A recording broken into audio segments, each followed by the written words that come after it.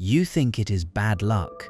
You sit in the aftermath of another failed connection, convincing yourself that the world is simply full of emotionally bankrupt people.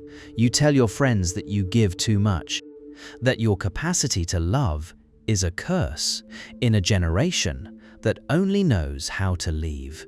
It is a comforting lie. The truth is far less flattering. You are not a victim of circumstance. You are the architect of your own emotional starvation. There is no accident in who you draw toward you. You do not attract emotionally unavailable people by chance. You select them. Your subconscious is highly efficient. It scans a room of healthy, secure individuals and feels absolutely nothing. It finds them boring. It registers their stability as a lack of chemistry, but the moment it detects a void in someone, a wall, a hesitation, a subtle cruelty, it lights up. It calls that spark connection. We are going to bypass the surface-level heartbreak today. We are going to dissect the psychological magnetism that draws you toward people who cannot truly love you. We will examine how unhealed childhood voids masquerade as chemistry. We will expose the 7 subconscious scripts, forcing you to repeat familiar patterns of rejection. By the end of this, you will understand the false comfort you find in chasing people who can never truly stay. This is not about them. This is about you. Reason 1: the addiction to the familiar void. Human beings are not fundamentally wired to seek happiness. We are wired to seek what is familiar. If your earliest experiences of love were conditional, inconsistent, or cold, your nervous system mapped that environment. It learned that love is a state of anxiety. It learned that connection requires performance, begging, or extreme patience. When you meet someone who offers you secure, predictable affection, your nervous system rejects it. It feels alien. It feels suspicious. But when you meet someone who looks away, someone who gives you crumbs of attention, and then withdraws, your brain recognizes that pattern. It feels like home. You mistake the anxiety of unpredictable affection for the butterflies of true love. You mistake the panic of abandonment for passion. You are not chasing them because they are special. You are chasing them because they recreate the exact emotional temperature of your original wounds. You are using them to stage a play from your past, desperately hoping that this time you can rewrite the ending. You attempt to heal a historical deficit with a present-day proxy. You find someone who is emotionally bankrupt, and you try to love them into wealth. You believe that if you just show them enough patience, enough understanding, enough sacrifice, they will finally see your value. This is the ultimate ego trap. You think your love is powerful enough to cure their pathology. It is not. Their unavailability is not a lock, waiting for your specific key. It is a brick wall, and you are bloodying your own hands, trying to tear it down, simply because the pain of the impact feels more real than the quietness of a healthy room. Reason 2: the conviction that love is a transaction of suffering. Deep down, you harbor a quiet, devastating belief. You believe you are not inherently worthy of being loved simply for existing. You believe you must work for it, you must bleed for it, you must prove it. A partner who is emotionally available requires nothing of you but your presence to your subconscious. This is terrifying. If you do not have to fight for their approval, what is your purpose? How do you measure your value? You seek out the emotionally bankrupt because they provide you with a full-time job. They give you a mountain to climb. Every time they pull away, it activates your need to perform. You become the perfect listener, the endless giver, the ultimate problem solver. You curate your personality to become exactly what you think they need. You reduce yourself from a human being into a utility.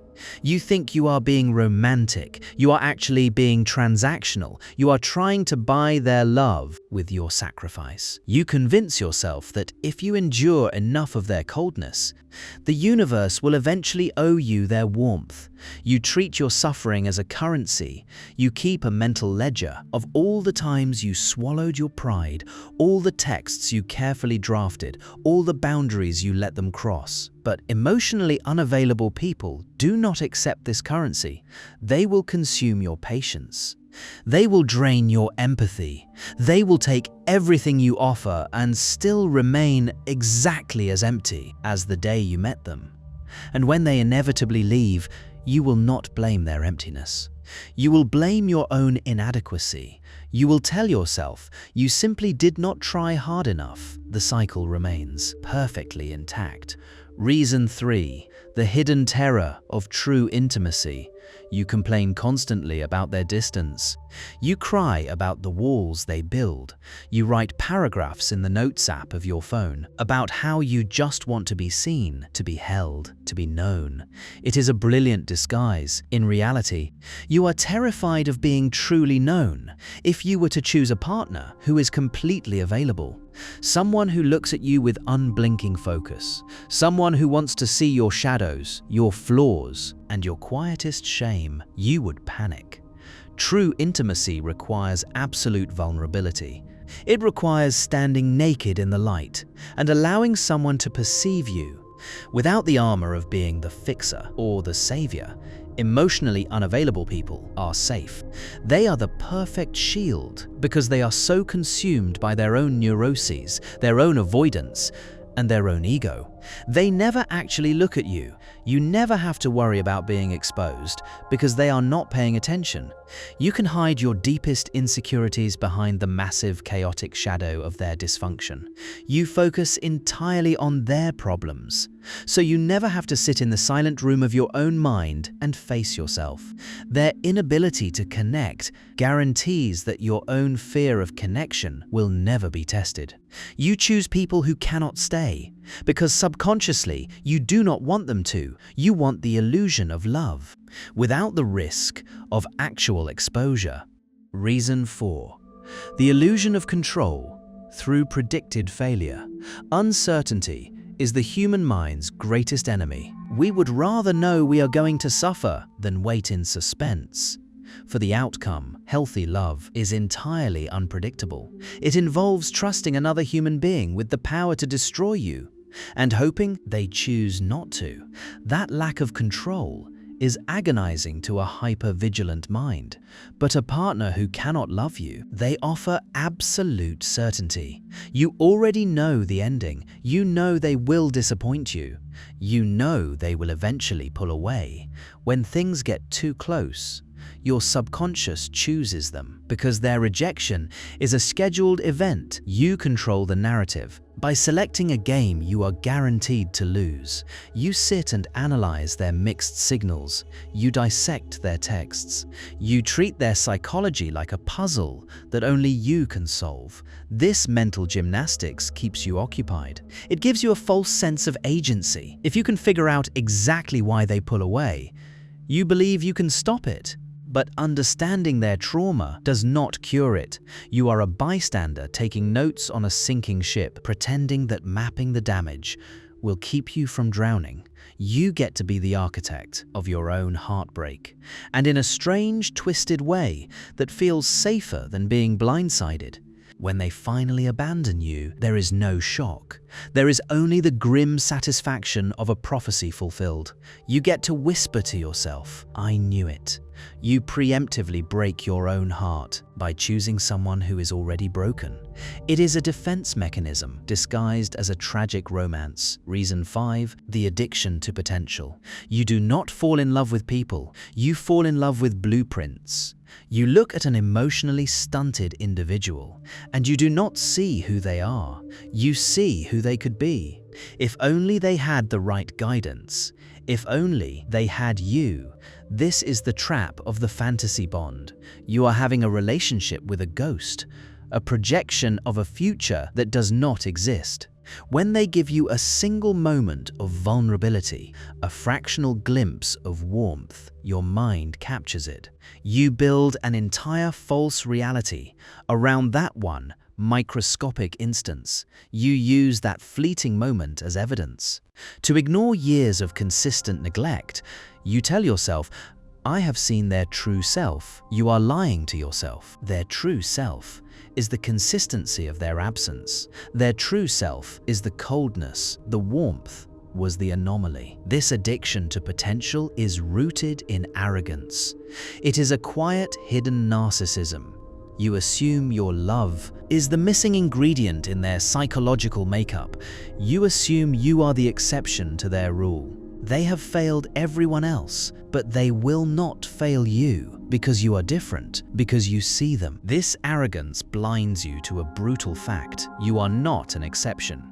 You are just the next casualty in their ongoing war with themselves. But living in the potential is a brilliant escape. As long as you are waiting for them to change, you do not have to accept the bleak reality of the present. When you love a ghost, you never have to deal with a living, breathing person who has boundaries and demands.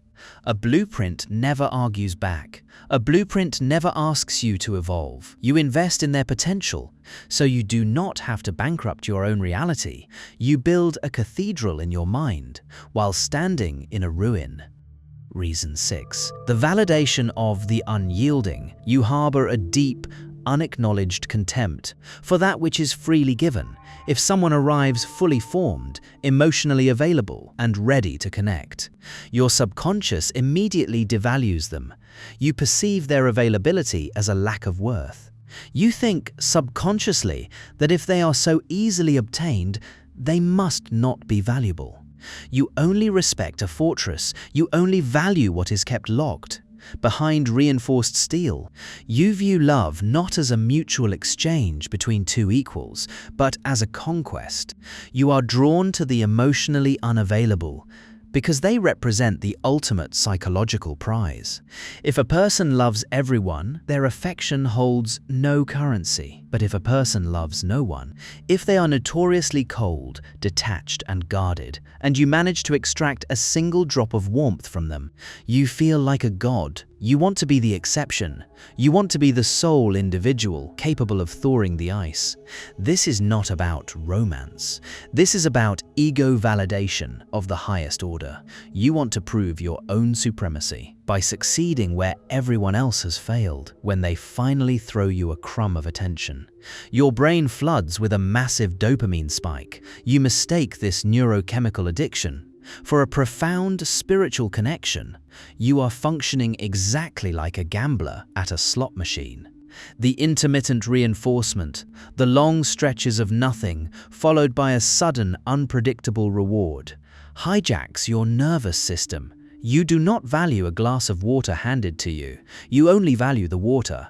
You had to bleed to extract from a stone. You treat their rare, minimal effort as a holy relic, completely ignoring the fact that you are dying of thirst in the process. You do not want a partner.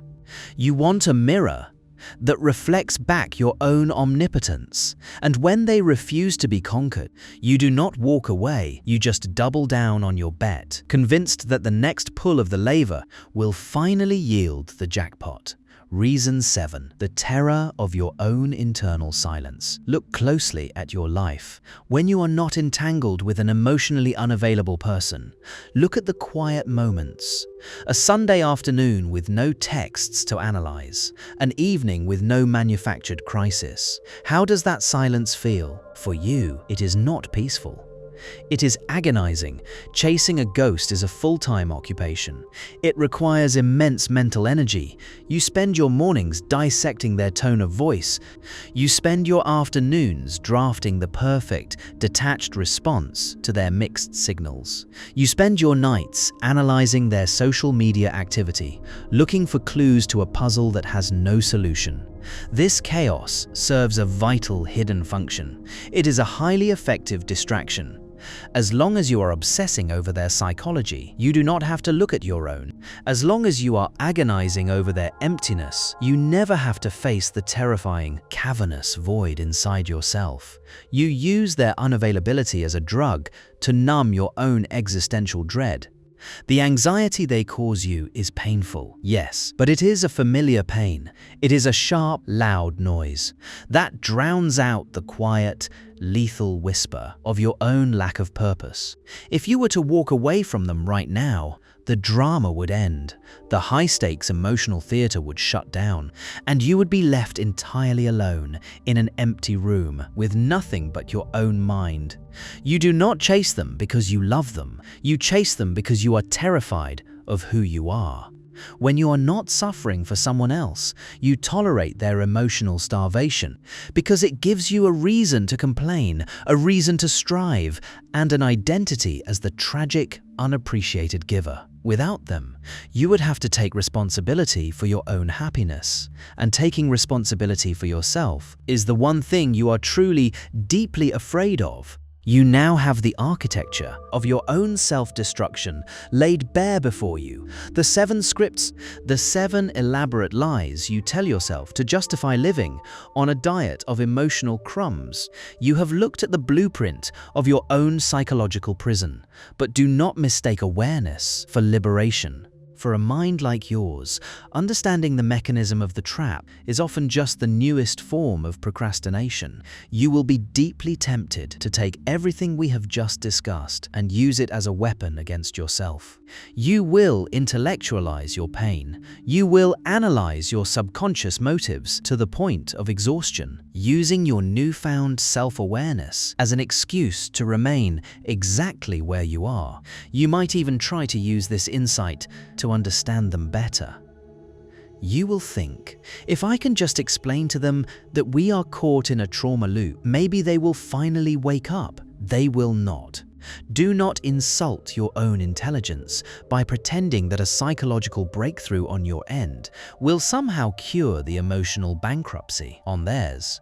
Your realization changes nothing about their capacity. A mirror does not alter the reflection of the person refusing to look into it.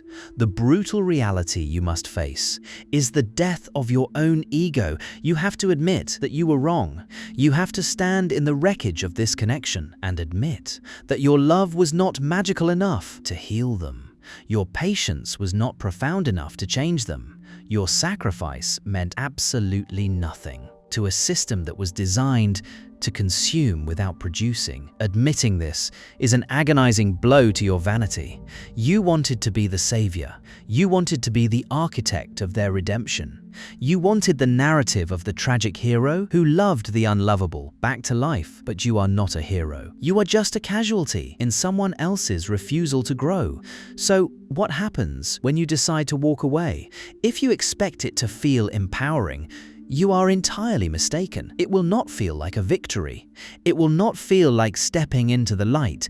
It will feel like a devastating withdrawal when you stop texting first, when you stop analyzing their silence, when you finally drop the rope and let the connection snap. You will be hit with a profound, terrifying silence. The dopamine spikes will cease. The adrenaline of the chase will evaporate, and you will be left with the one thing you have been running from this entire time: yourself. You will have to sit in an empty room without the chaos of their mixed signals to distract you. You will have to face your own lack of boundaries. You will have to face the original wound that made you seek out a ghost in the first place. You will grieve, but you will not be grieving them. Understand this clearly. You will not shed a single tear for the actual human being sitting across from you, because you never truly knew them. They never let you. You will be grieving the fantasy. You will mourn the blueprint. You will weep for the future you invented in your own mind, the future they never once agreed to participate in. You will mourn the version of yourself you thought you could become by fixing them. It is a strange, hollow grief, crying over a building that was never constructed. During this withdrawal, your mind will play tricks on you. It will demand that you reach out. It will convince you that perhaps you judged them too harshly. It will amplify their one moment of warmth and blur out the months of freezing cold. It will tell you that a known pain is better than this vast, empty unknown. You must sit still. You must let the craving wash over you without moving a muscle. You must let the illusion burn to the ground until there is nothing left but ash, because on the other side of that withdrawal is the only thing that actually matters: neutrality, not happiness. Not an immediate influx of healthy, secure love. Just a quiet, cold, baseline neutrality, a state where your nervous system is no longer hijacked by another person's apathy, a state where you look at an emotionally unavailable person and feel absolutely zero chemistry, a state where you recognize their walls, not as a challenge, but as a warning. You stop seeing closed doors as puzzles. You start seeing them as boundaries you have no interest in crossing. The moment you stop seeking out people who cannot love you, you will realize how much time you have wasted. You will realize how much of your own life you spent waiting in the lobby of someone else's dysfunction. You cannot get those years back. You cannot reclaim the empathy you poured into a bottomless well. But you can stop digging. You can look at the person you have been chasing. You can look at their coldness, their distance, their perpetual hesitation, and instead of asking yourself, what is wrong with you that makes them leave? You can finally ask yourself, what is wrong with you that makes you want to stay? The answer to that question is the end of the cycle. It is the death of the fantasy. The truth may sting, but at least, finally, it makes sense.